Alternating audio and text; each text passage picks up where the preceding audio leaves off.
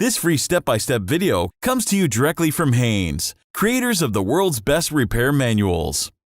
Fix your car or truck the right way with our accurate and reliable information at your side. You can complete more than 200 jobs on this vehicle when you purchase the complete online manual at Haynes.com.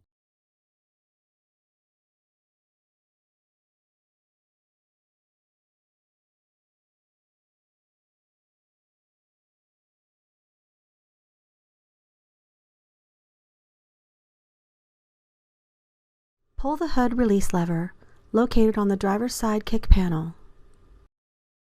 Lift the hood safety latch and raise the hood upwards, then support it with the prop rod.